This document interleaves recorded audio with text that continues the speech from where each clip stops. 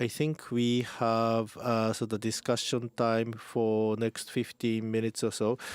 Later, so that we have panel discussion led by so the Professor Fukagaya as a moderator, but this time so that we would like to ask questions from floors, especially about the so the future of the so the library.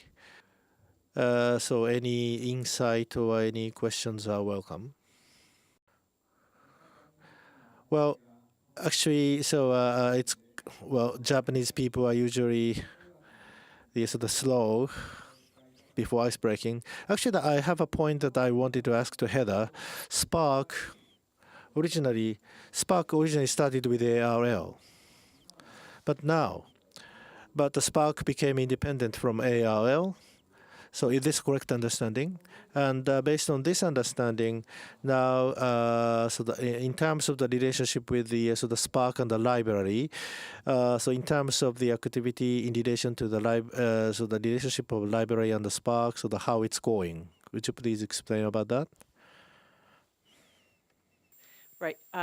We did start as a project of the Association of Research Libraries in the U.S. and Canada. And when we kind of grew up and matured, we spun off and became an independent organization. We're still we are a library membership organization. 90% of ARL members are also SPARC members, but we now have more than 125 additional libraries that are not ARL members that are also members of SPARC. So we've expanded the kinds of libraries to move beyond just research libraries as members.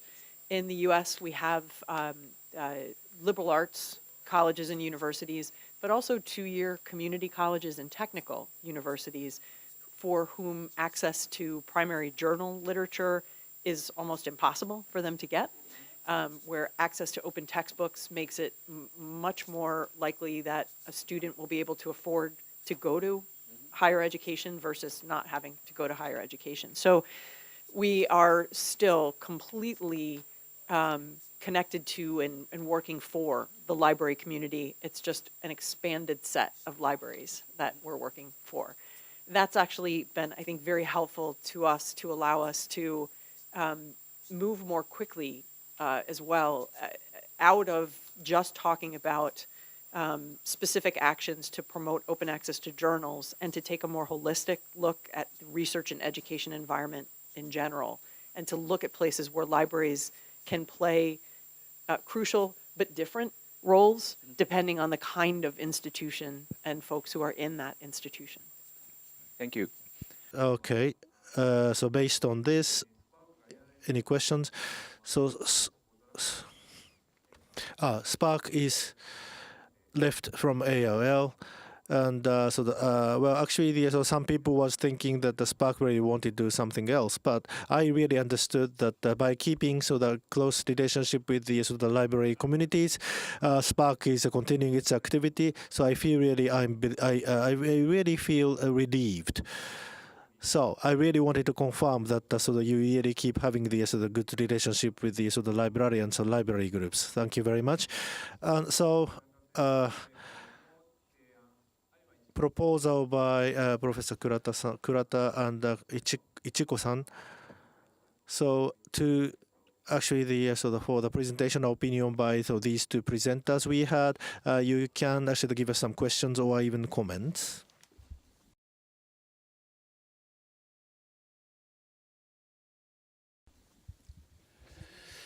Biosensor database interface. My name is Yatsuzuka. And if I mean, I'd like to say the following. I used to work as one of the managers and business managers, and so management tool is one of the areas, and I have a keen interest. I actually originally wanted to deploy the management tool. However, actually, I wasn't that. I failed in receiving the good level of attention from my colleagues. But again, maybe management tool I think is one of the areas we have to pay more attention to. Maybe we need to receive services coming from the vendors. But again, management tools and kanji tool in Japanese. I think if each organization is going to create its own management tool, I think that is going to be the ultimate goal. But again, at the same time, we have cloud and other tools. I think in the selection of the tools, I think it is going to be quite important, cloud and others. So researchers, if the researchers are now going to pick and choose, so to speak, that may result in the lack of compatibility, result in the lack of efficiency. So with these points in mind, I'm not quite sure whether or not the elaboration should be the lead. But again, elaboration can actually show its leadership. Again, identifying the really good competitive management tools. And thank again for sharing that the comment. I think that is really trying to support the libraries. With that, the feedbacks, and anyone who cares to make a comment?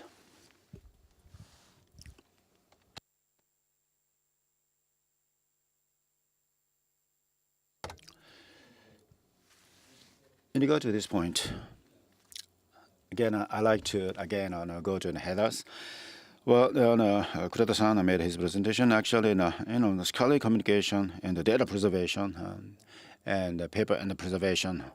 You are the we have librarians and also the repository managers, and they're experts, and they are not researchers. And they are the scholarly communication experts. Whether or not they are expected to actually lead the researchers. And also, you talked about the consulting function in your presentation. So maybe we should go, those librarians should go beyond being consultants and try to be a really good educator, and also offer the really good quality training the services. Whether or not these activities going on in the United States or in Canada, please. So we agree. I think the library community would love to be able to be better trained in data curation, research data management. One of the things, I was trained as a journal publisher, not as a librarian. And I worked as a publisher for 15 years before moving into the library community. One of the things the library community always impressed me with is their ability to reinvent and transform their skill set to meet the needs of the community as they're emerging. And I think our librarians, our library professionals, the fastest growing job description in the U.S. is data curation librarian or some derivation of that. We need resources to be able to get the training. We need support to be able to get the training. Part of what we're talking with the research foundation community about is to signal in their grant requirements that the positions needed to support data management and data curation need to be funded, and that they'll provide some portion of support to help positions. We hope they'll be in our libraries. We'd like them to be in our libraries, but we'll work with anyone who would like to work with us on that. But I agree. I mean, I think that is a role for 21st century librarianship is rooted in data management and data curation. Midori, you might want to say more.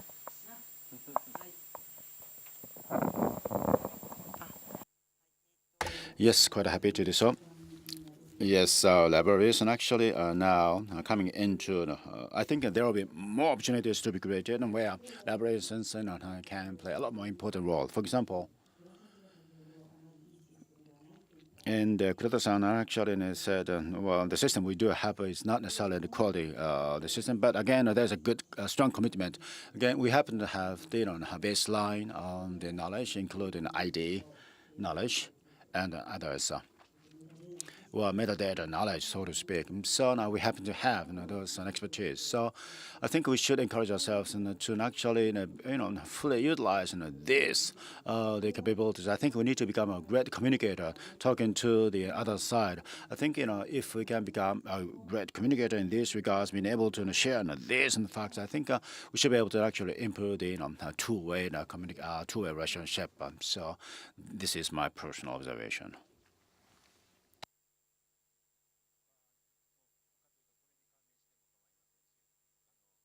Anything else? We can open up the question for other themes than the presentation.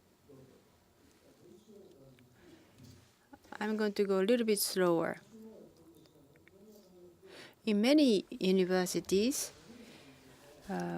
researchers has their own data in the domains, Kyoto universities and Tokyo universities, and universities' domain data centers, and also the libraries.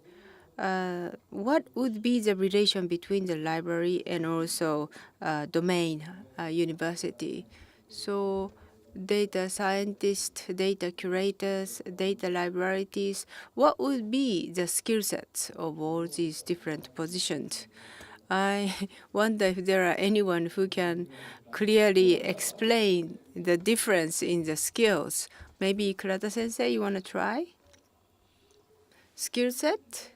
Rather than skill set inside university, you have to manage the information by yourself within the campus. Let's say science and engineering, they create a data center and they manage the data separated from the libraries, and that's one way to think.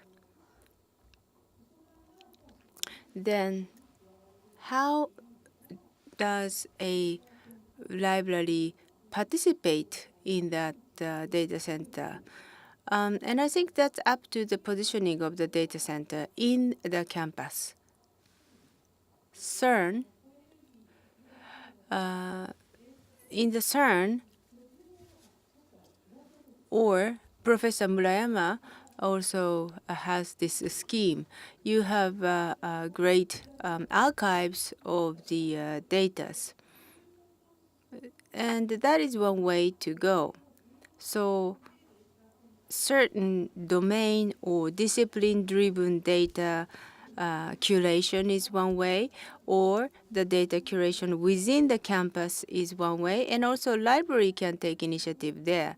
So it's all up to the universities to do which ways. And we have so much heterogeneous environment when it comes to data curation. So we don't know how to coordinate all the types of data.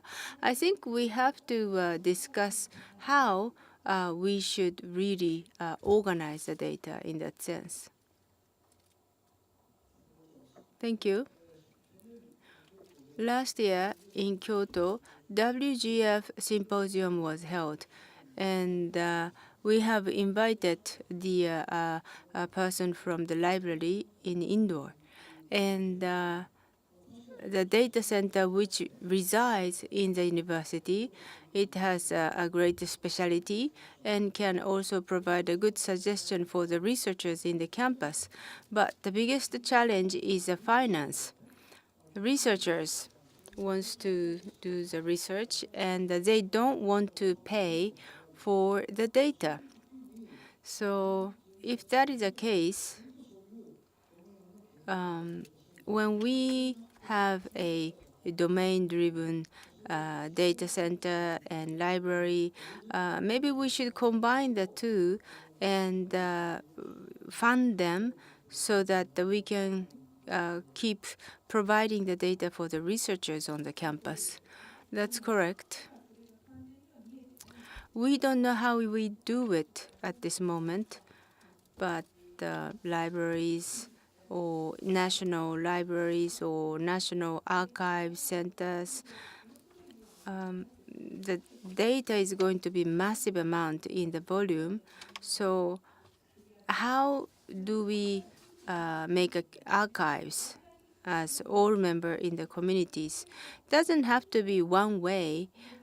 We can do it in stage by stage, but we hope to manage the growth of the data and align the categorization or curation of the data in certain way. And I think we have to have a conversation about it. So as Paul said, that it is going to be the open science system. So unless we agree upon it, we can't really work on it, right? Then Heza-san, please.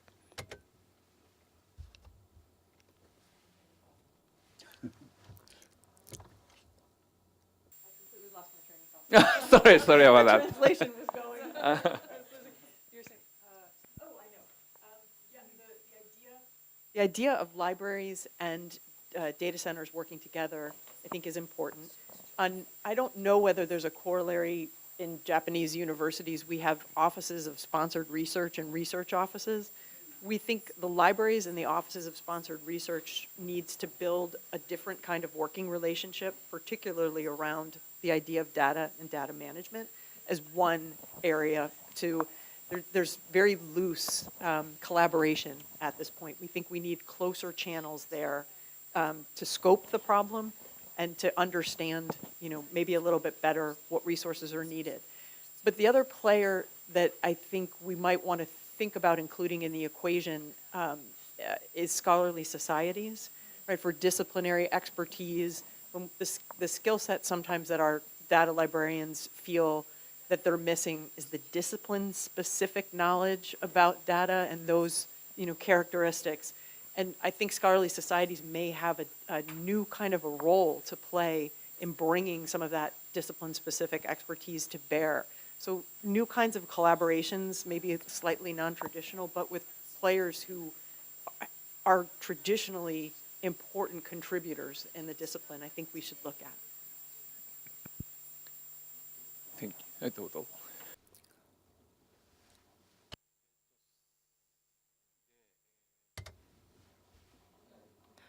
向井さん You are the head of the libraries of the Yokohama University. 深貝さん The work of data librarian, there is no a work like that in Japan, but when the data is created in or among the faculties of universities, the metadata, which are a bit different from the core research of the universities. So is it possible to create the that type of data? Do you think that you can do some pilot project? Yes, my name is Fukagai. I am not the head of the library anymore, so maybe you are free to say something. I am going to speak a little bit more during the panel discussion, but within the scope of that question, libraries cannot really take responsibility of all the data curation. University library, whether they do it or not, but also the sectors or management people who manage the university, they have to decide that which areas that the university have to be very conspicuous or have to be strong. In other words, that the management have to decide that what part of a disciplines or research should be communicated more to the outside of the world. If the universities put so much of emphasis on the research, that okay, but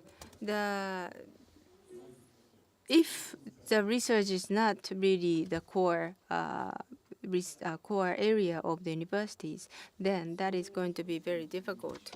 So if you want to do it, then the executives of the universities have to decide not just the submitting the journals or thesis from the universities, but they must decide that they have to curate the data and have to store the varieties of data to increase the characteristics of the universities. But that again, it's very difficult to do.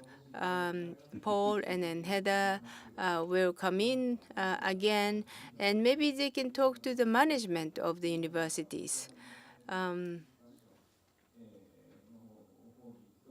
So we must go on to the panel discussion now. Then this is the end of the session too. Thank you very much once again for all the speakers.